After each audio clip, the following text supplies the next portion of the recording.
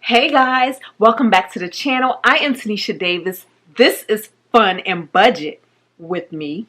And in today's video, we are bringing you another episode of Battle of the Budgets.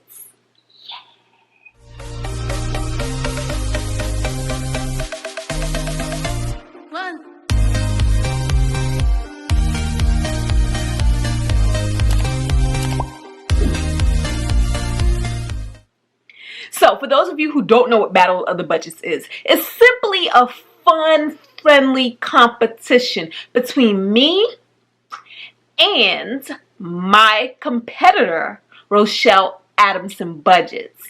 What the concept is that somebody submits a budget to us and we duke it out to see who can come up with the best budgeting plan. Now, guys, guess what? I am actually the underdog.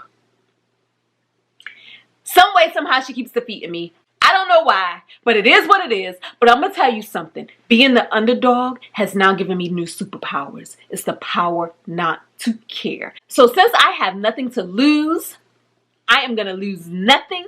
And I am just going all in on this budget today. Now, the other goal is that maybe for those of you who are watching, maybe you can pick up some tips and tricks to see what we do and give a new fresh perspective on a budget that is different from what you're used to seeing when you see me with my budget, okay? So some different things that we can do. And then also is to show you that money is personal, finances are personal, and therefore budgets are personal. And they can be done any number of ways. There's no wrong way to do a budget. The first step is to just make one, have a game plan, and then tweak it as you go along to make it fit within your lifestyle and what's important to you.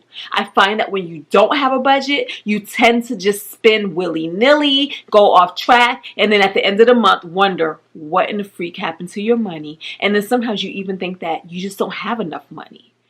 But when you have a good plan, a blueprint, you will see that your money can actually go further than you think, okay?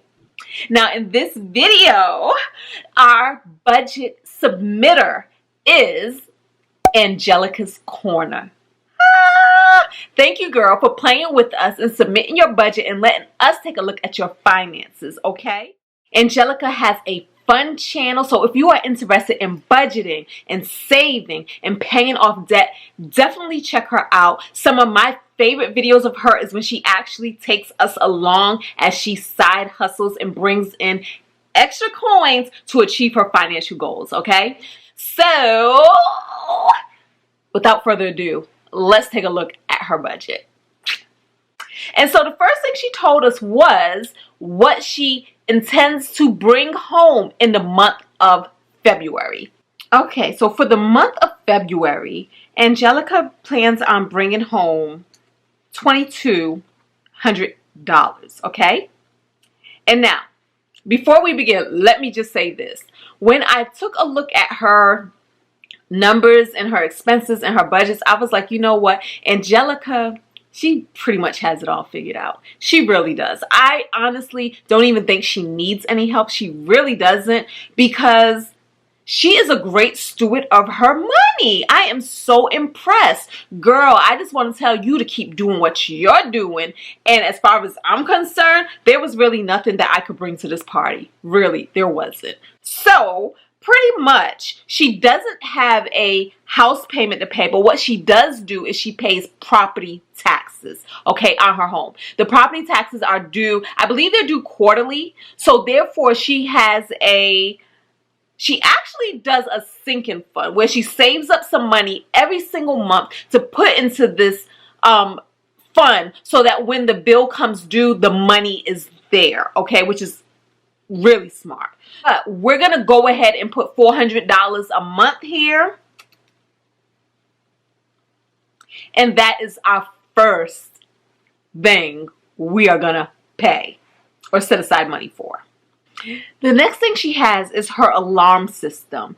And here she does $58 a month, which is a fairly good price. And then her cell phone is $116. Her car note is also a really good price at $344 a month. So when we look at this and we look at this upper left-hand corner, we see that we have $1,282 remaining in the budget. She has a few insurances. She has pet insurance at $17 and house insurance at $71. And then we're going to move down to subscription services. She sends $1 to support a Patreon and $6 for E-Rank. $7 goes to QuickBooks. $11 goes to Kindle. And I want to say one thing that I do, because I am an avid reader, and one of my goals this year is like to read all the books. I don't know, 100 books this year. Yeah, I like to fail, obviously. But I just want to say that I actually use my local libraries app. It is actually really good. So Angelica, I don't know if you're on to this, but basically these days the libraries have Kindles, they have audiobooks, they have ebooks that can actually go to your Kindle, and it can also just be read in a browser, but it's free. So it's free 99. So I just say that to say in case you want to take a look at that. And then Canva is $13. So when we look at her overall subscriptions, she's only doing 2%. It comes up to a total of $38. So again, I still think that that is also pretty good. And a lot of these are actually business expenses for her, like Canva and QuickBooks and E-Rank and possibly even Patreon. So the majority of this, and possibly even Kindle, depending, you know, because if you say this is something that I use, a device that I use, and a subscription service that I use to brush up on the things that I'm doing business with, you know, to read things, how to run a business, how to grow a business, how to make money, how to invest money, whatever that is. So that can also possibly be another business expense. So I'm just saying that I see nothing wrong with none of these subscriptions. So like a lot of people, she is a heavy believer in envelopes and sinking funds, okay? So a lot of you who watch me know that that's not my jam, but there are a lot of people where this is their jam. So we just going to be all up in the jam, because I'm not here to take anything away or to change anybody's lifestyle or habits. Because again, finances are personal and it's just not that serious. So what we're going to do is we are going to fund these envelopes and we're going to fund these sinking funds. And the purpose of them is so that you kind of know, it kind of helps you when you have a envelope full of cash that only has $100. It helps you not go over, because once you see that that envelope is empty, you got to make some decisions. And sinking funds are, again, another form of savings, but it's for things that you know is going to come due in the year. So you're actually going to spend that money at some point in time, okay? So it's not a long-term savings investment or anything like that. It's just so that when something pops up, you do have the money on hand to pay for it. So I do think that these are pretty smart things to do. As for me, I just like to throw everything in one savings account and go from there. As far as the sinking funds go, we have veterinarian, and we're going to set aside $40 for the veterinarian, and then groceries, and this is a cash envelope. So groceries, we're going to have $150 for the month, not $1,500. $150 for the month for groceries. Gas is going to get $50. Pet food, $45. These zeros throwing me off. And the medical sinking fund is going to get $20. For spending, we have $40. And girl, this is when I knew you are a disciplined somebody, okay? So she gives herself $40 a month, and she pretty much sticks to this, and this gets her through. And I'm like, how? Tell me how. I need some tips and tricks. Teach me. Gifts will get $30. Donations, $20. Starbucks, $20. And I love that she has a Starbucks cash envelope, because again, y'all, it don't matter what your budget is. It's a matter of your priorities. Now, if you know there's something that you like, if you know that you have a weakness, do not be unrealistic and say, well, because I am trying to reach this financial goal or this financial goal or this financial goal. I'm just going to say, no, I can't have these things because they may be on the pricier side. Just put it into your budget. So she gives herself $20 a month to go ahead and splurge and indulge at Starbucks. That is super awesome to me. Super awesome. And then she has an eaten out envelope of $30. All right, so now we have $711 left in our budget, okay? Now, these next three things are more so her financial goals, okay? Her overall long-term goals. So this is a combination for me, and I just named it money goals, but this is a combination for me of her debt as well as savings, right? And so when we look at this, Angelica has some priorities. Right now, this year, 2021, because you all know we are coming out of 2020, which was kind of a doozy for a lot of us. So what she took out of 2020 was the fact that she needed more money in her savings, okay? Because the world was just too unreliable and too unpredictable. And the one thing that we can control a little bit is what we have to meet things with, to meet whatever may pop up in our life with. And for her, that is her emergency fund. So she decided that more so than paying down debt this year, she really wanted to concentrate on building up her savings, okay?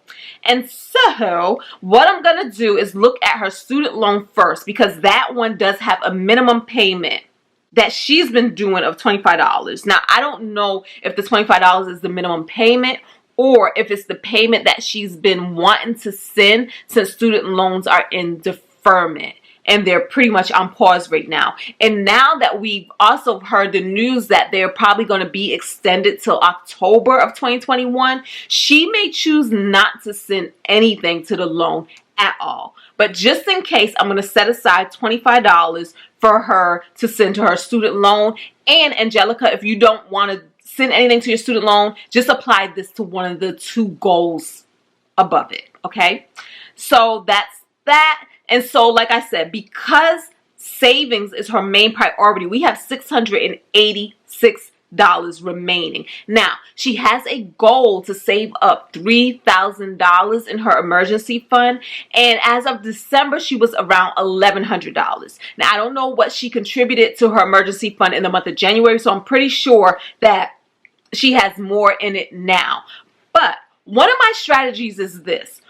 I like to get focused on one main goal, one financial thing. And then once we reach that goal, then I move my attention to the next thing. So because savings is the thing that she is focused on this year, I would like to say put $500 to savings, okay? Putting $500 to savings, this means that it will only take you a few months to reach your goal of $3,000 because you're probably already halfway there. So if you're around $1,500 by now, this means that that will just take you 3 more months and you're done and you reach that goal. If not, I would say at most it will take you 4 more months to have that goal done, over, conquered. Let's conquer this goal, okay? And with that, we have $186 left over, and that $186 we are going to put extra on the car loan because that is her other goal. Right now, she owes about between $17,000 and $18,000 on her car, and she would like to pay it off. But again, she has stressed that debt paid down is not her priority right now, though she would like to have a lower principal so that she's paying less interest. But we can't do everything, right? We can't do everything. So I say, let's go ahead and knock out savings. Like, let's not even play with it. And then we can move down. Once that savings is fully funded at the $3,000, we can then move that $500 down to that car loan and stop making a car loan payment of about an extra payment. Now, mind you, this ain't the payment. This is the extra payment. We can start sending an extra almost $700 a month to the car loan. and we can start getting that moved down fast. Think about that. 7, 8, 9, 10. That's like $1,000 a month on your car loan. And so that means that a little over a year under 2 years, you have that thing paid off and done and gone. And probably even faster than that when we look at your side hustles and things like that you're able to bring in and just throw towards debt. So I'm excited for you. I'm inspired by you. And that's all I have. This is an every dollar budget. Every single dollar was given an assignment, and it's out there, and it's gonna meet its mission. It's gonna meet its purpose, and Angelica is gonna still live a fun and fabulous life while being fiscally responsible by still having fun, even if that means going to Starbucks. Yes. This is my submission to this battle. Now, we don't know who Angelica is going to pick. She may either choose to go with my budget, or she may go with the competitor, Rochelle Adamson's budget. So go check out Rochelle Adamson's budget after this, and that will be at Rochelle Adamson's budgets. And obviously I'm gonna have links everywhere in the sky and the description and all of that stuff. And then after you check out Rochelle's budget, go over to Angelica's page, Angelica's Corner, and see who did she choose to use. Or will I remain the underdog? Until next time, y'all. Thanks for watching. This is Tinesha Davis. This is Fun and Budget. And I so appreciate y'all supporting us in these games. Peace.